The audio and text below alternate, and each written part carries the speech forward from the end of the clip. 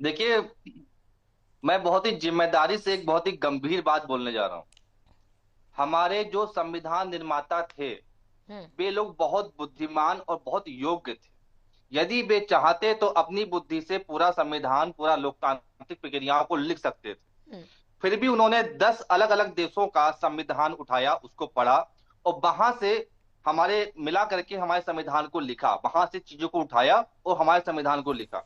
हम्म। संदेश बहुत स्पष्ट था कि जब भी कोई आपको बदलाव करना है संविधान में, तो उन बड़े विकसित देशों के संविधान को देखें, वहां पे क्या नियम कानून चल रहा है उसको देखें, उस अनुसार हमारे देश में संविधान में संशोधन हो। हम्म। तो कृपया बराए मेहरबानी बीजेपी और समाजवादी पार्टी के लोग हमको बताएंगे हम्म। कि किस देश में 33% आरक्षण दिया जा रहा है महिलाओं को।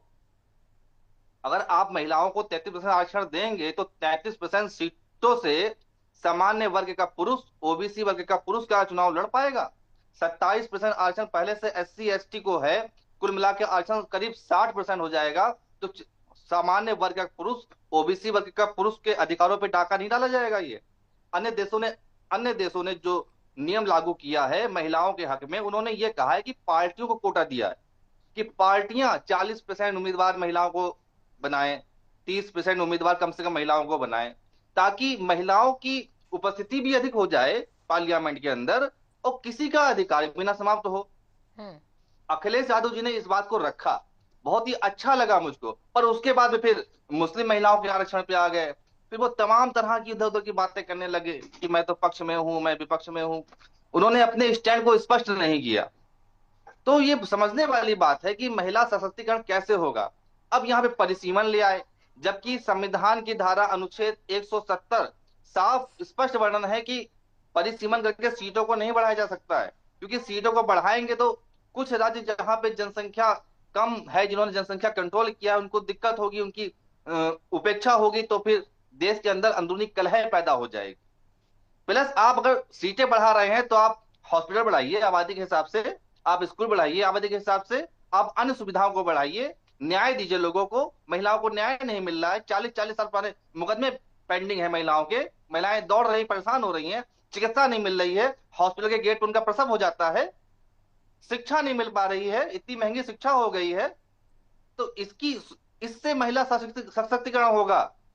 ये ढकोसलेबाजी से महिला सशक्तिकरण नहीं होगा। ठीक। विपक्ष भी इस बात को नहीं रख पा रहा है और सत्ताधारी तो भैया क्या कहा जाए उनका।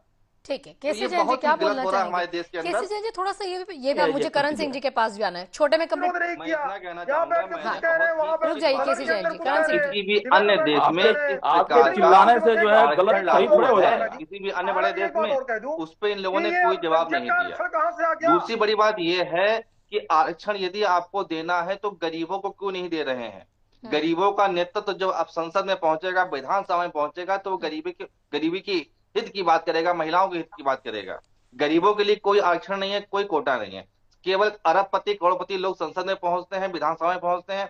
वे इस राष्ट्र का भला नहीं करते हैं, वो केवल अपना भला करते हैं। ठीक। मैं फिर कहूंगा, आग्रह करूंगा कि आप सब लोग विदेशों को देखें, जिन देशों ने तरक्की की है, अमेरिका ने, रूस ने, फ्रांस ने, जर्मनी ने, जापान ने, चीन ने, वहां पे क्या नियम कानून चल रहे हैं, उसके तर्ज पे यहाँ पे नियम कानून विकसित करिए। यदि आप देश का भला चाहते हो और केवल देश को गुमराह करना चाहते हो, देश की जनता को गुमराह करना चाहते हैं अगर यहाँ के राजनेता, तो फिर इसी प्रकार से डिबेट करते रहे। आप धन्यवाद। सबका बहुत बहुत शुक्र तमाम प्रतिक्रियाओं के लिए।